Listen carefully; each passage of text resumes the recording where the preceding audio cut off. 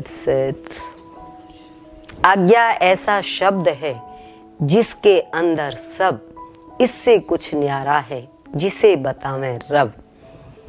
गुरु भक्तों को मेरा ओम तत्सत नमस्कार हो। ये पद है श्री सतगुरु ब्रह्मानंद पचासा का पहला पद। जैसा कि आप सब परिचित हैं इस ग्रंथ से, इस ग्रंथ में 612 पद हैं, 23 इसमें प्रकरण हैं यानी अध्याय हैं। तो हम उन 23 प्रकरण के विषयों पर, कुछ ऐसे विषयों पर जो कि हमारे जीवन में सहयोगी हो सकते हैं, मार्गदर्शक हो सकते हैं, सरल विषयों पर हम चर्चा करेंगे, क्योंकि 24 दिसंबर नजदीक आ रहा है और इससे पहले हम सब गुरु वचनों को आत्मसात जैसा कि हम करते ही हैं। 40 दिवसीय पाठ चलता है, अखंड ज्योत चलती है, जाप चलता है, घर घर, शहर शहर, नगर नगर, डगर डगर, तो उसकी हवा फैल रही है चारों तरफ उस उत्सव की। ये गुरु वचन हैं जिन वचनों को हम आत्मसात करके ही गुरु की प्रेरणा से अपने जीवन को सही दिशा प्रदान कर सकते हैं। तो ये जो आज्ञा ऐसा शब्द है जिसके अंदर सब, इससे कुछ न्यारा है जिसे बतावें रब। सिंपल सा अर्थ है इसका कि आज्ञा एक ऐसा शब्द है जिसमें सब कुछ आ जाता है, और इस आज्ञा से बाहर अगर कोई है तो वह रब है, यानी वह परमात्मा है, वह ब्रह्म है, वह परम शक्ति है जो इस विश्व को, इस सृष्टि को, इस ब्रह्मांड को संचालित कर रही है। आज्ञा के मायने सीधे से तो आदेश है, लेकिन इसको अगर हम गहरे में जाएं तो इसके कई अर्थ हमें दिखाई देते हैं। एक तो आदेश सीधा है ही, क्योंकि जीवन ही आदेश से शुरू होता है। जब हम थोड़े बड़े हो जाते हैं तब बेशक हम आदेश देने लगते हैं, लेकिन शुरुआत हमारी आदेश से होती है। जब हमारा जन्म होता है उस वक्त में जैसा माँ कहती जाती है वैसा ही हम करते जाते हैं। हमें कहती है ऐसे उठना, ऐसे बैठना, जैसे भी वो हमें चलाते हैं, तो हमारा आरंभ माता पिता के आदेश से होता है।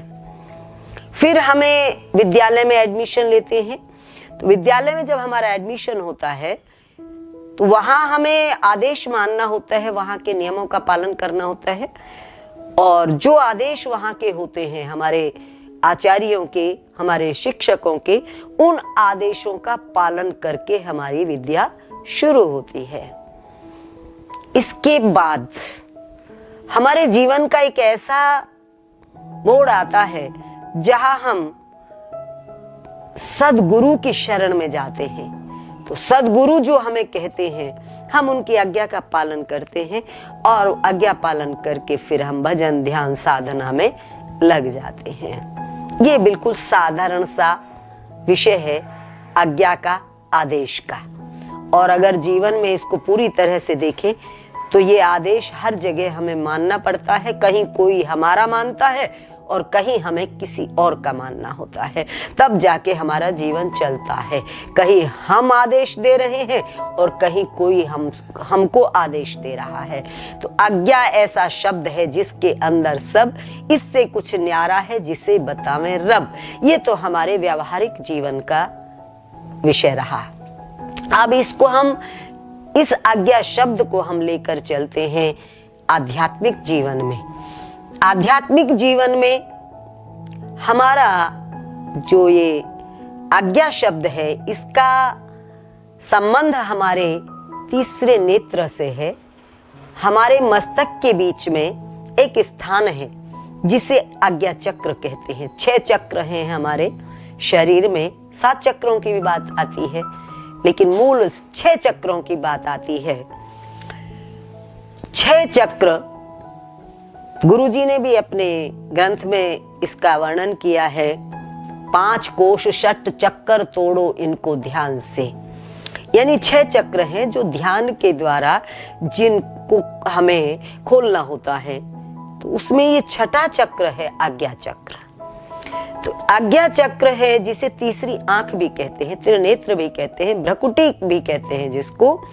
तो ये जब आज्ञा चक्र खुलता है तो ये संसार सारा हमारे लिए खुली किताब बन जाता है। ये पूरा ब्रह्मांड, ये पूरा का पूरा जितना भी ये सिस्टम है, ये हमारे सामने ऐसा हो जाता है जैसे कि बिल्कुल हम समझ पाते हैं, इसको देख पाते हैं। हम इसको तीनों लोक की बात जब करते हैं कि 3 लोक हैं, 3 लोकों का दर्शन हो जाता है। यानी आज्ञा चक्र खुलते ही जीवन का असली रूप सामने आ जाता है।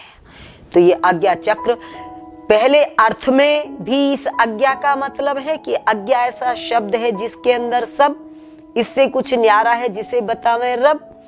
और दूसरे में वो भौतिक विषय रहा, ये आध्यात्मिक हो गया। आध्यात्मिक जगत में जब आज्ञा चक्र खुलता है तभी हमें हमारे लक्ष्य की प्राप्ति होती है, तभी हम अपनी मंजिल को प्राप्त कर पाते हैं। भौतिक जगत में बाहर की आज्ञा मानकर हम अपने लक्ष्य पर आगे बढ़ते हैं। आध्यात्मिक जगत में आज्ञा चक्र को खुलने के बाद हम अपनी मंजिल पर पहुंचते हैं।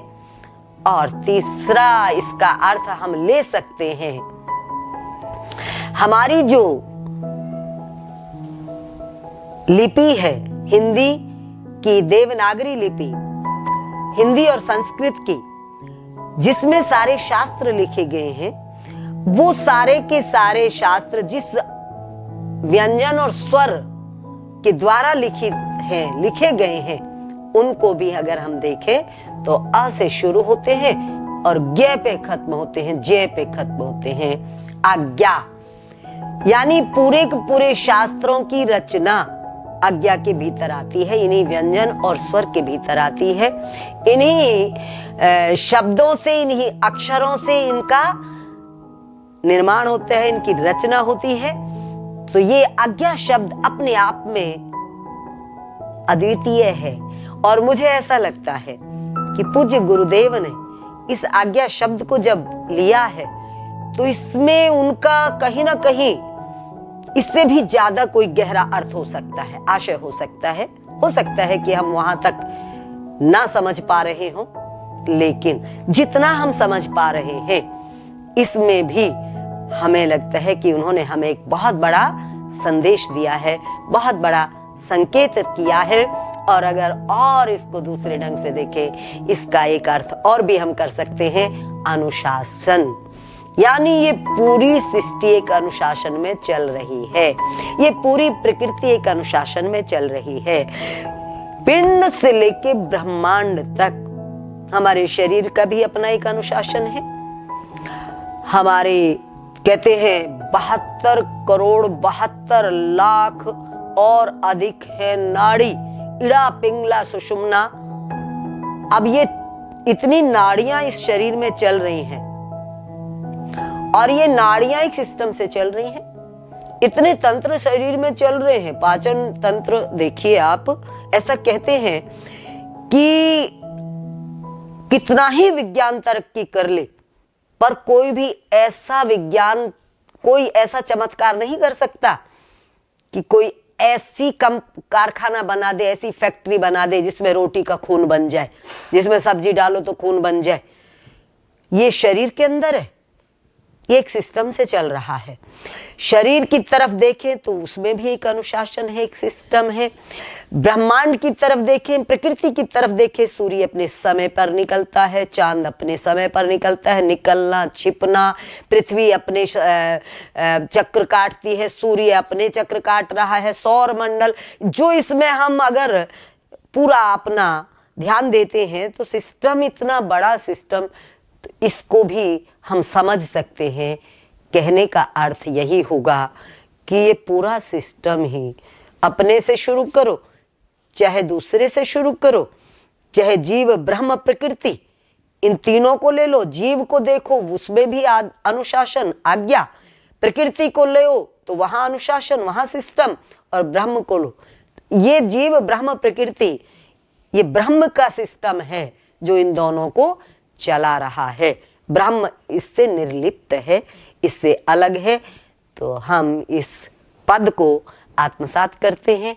आज सारा दिन इसको हमने पूरा दोहराना है और इन जो इसका अर्थ है, इसका आशय है, इसको भी हमने दोहराना है और महसूस करना है।